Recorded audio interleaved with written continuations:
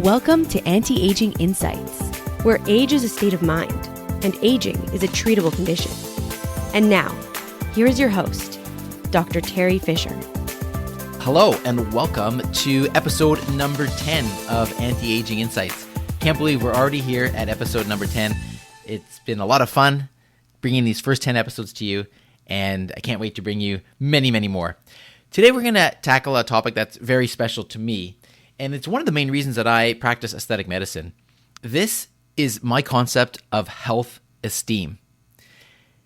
You may or may not have heard of that term before, but it's something that I think is extremely important. And I want to start by going through a little bit about what is health esteem, what is its relationship to aesthetic medicine, and get into how we can affect our health esteem through various treatments and other things as well, not only aesthetic medicine.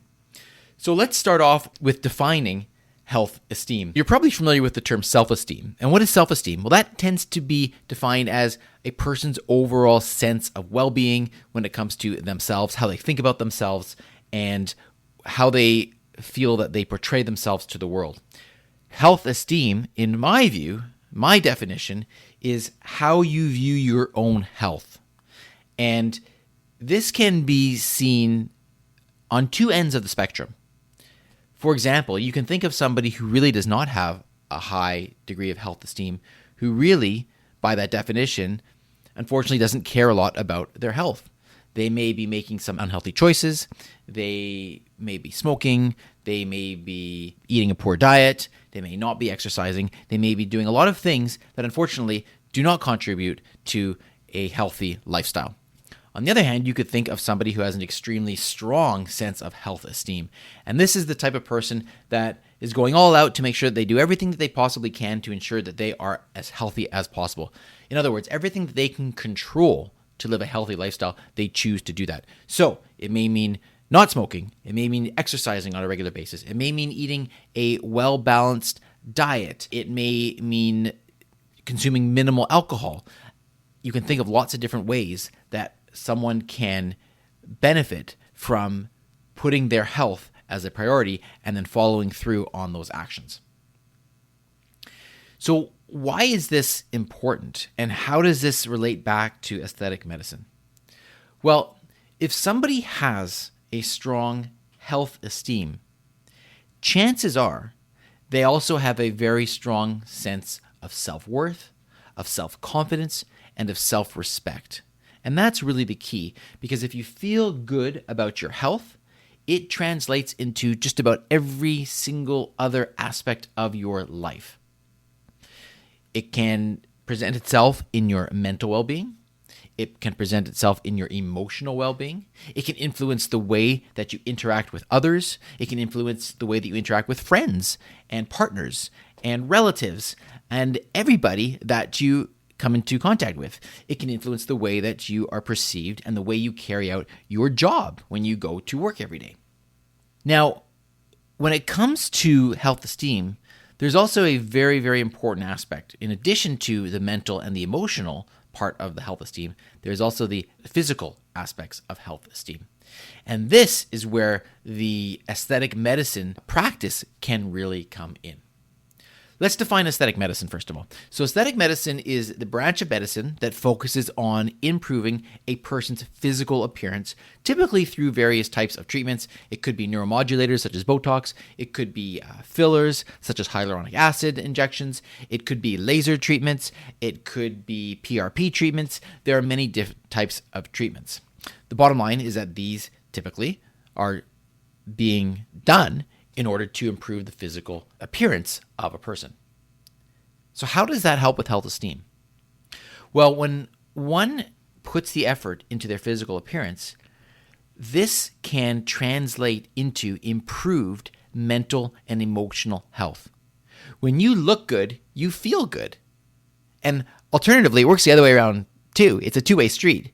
When you feel good, you tend to look good, because that feeling of contentment, that feeling of happiness, it comes through in the way that you are perceived by other people, whether it's as simple as a smile or whether it's as subtle as the way you interact with someone when you're having a conversation.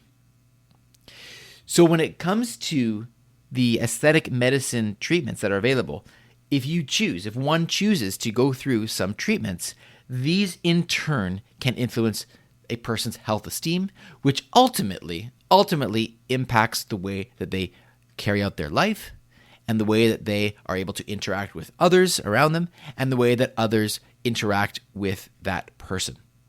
Now, I've talked a lot about the benefit of improving the physical appearance when it comes to health esteem. Now, I do want to say, because I want to present all sides of the coin here, that does have some potential risks and drawbacks as well. One of the things is that some people can take that to an unhealthy extreme. So that health esteem actually becomes unhealthy when a person is constantly trying to achieve perfection in their physical appearance. And as many of you will know, perfection is just not possible. When it comes to anything, nothing in life is perfect. There are always things that can be done to be improved, but that doesn't mean that they necessarily should be improved. Yes, there's lots of stuff that we can do to make improvements, but when it becomes an obsession, when it becomes so focused on by a person that it then takes over their life, that then becomes a problem, and that can actually become unhealthy behavior, and that can actually have a negative impact on health esteem. That person could, for example, be excessively exercising. That person could be restricting their diet, and as a result, that person can have lower self-esteem. So I think it's very important to be aware of that there are two sides to the coin.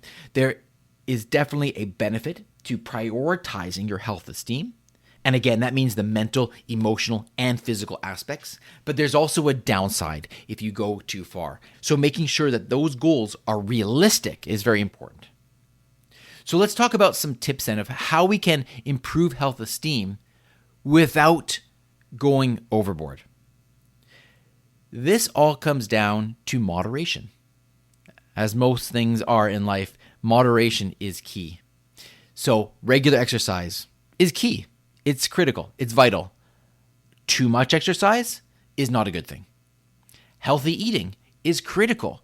It's really important to make sure that you have a balanced diet, getting lots of fruits and vegetables, fresh foods, less processed foods. But I am of the opinion that you should not entirely be cutting out every single goodie or sweet forever. I don't think that's healthy personally. And so again, it comes down to moderation. Stress management is very important. Finding ways to deal with stress. And then ultimately, when it comes to the aesthetic treatments, yes, doing certain aesthetic treatments that fit for you and for your lifestyle, I believe are critical. It's important. That's why I'm here, because I want to help those that want to feel better about themselves by looking better. But I'll be the first person to tell you that when it goes overboard, it's no longer a healthy action, and I discourage people from trying to constantly aim for perfection because I don't think that is realistic. So, I hope this short podcast episode gives you something to think about. We've talked about the definition of health esteem, the way that you can feel about your own health, having a strong sense of health esteem, whether it be the emotional, the mental, or the physical aspects of health esteem. It is critical to make that a priority in your life so that you can go out and interact with the world in a way that you feel good about yourself and you exude that self-confidence and that happiness that you can share with other people. And in return, that is the way that people will interact with you. Again, we want to be cautious of not taking that too far. As with everything in life, moderation is the key.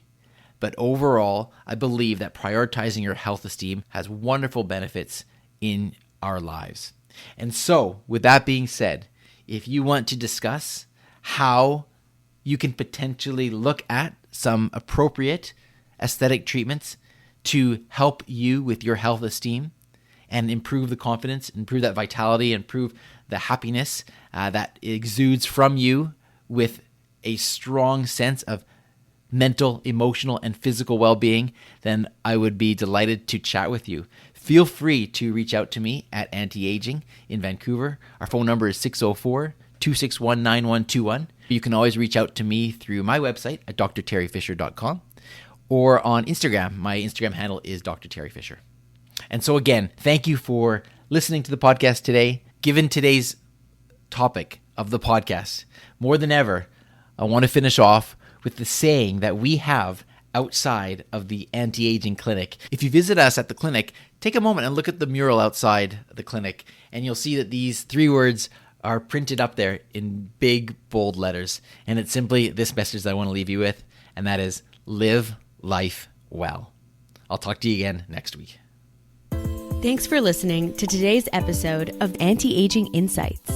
Stay tuned to discover more of the latest news, treatments, technologies, and developments in non-surgical cosmetic and anti-aging medicine. For more inspiration, to access the show notes, or to book an appointment with Dr. Fisher, Dr. Frame, or any of the other anti-aging professionals, please visit our website at antiagingvancouver.com. Until next time, stay inspired and live life well.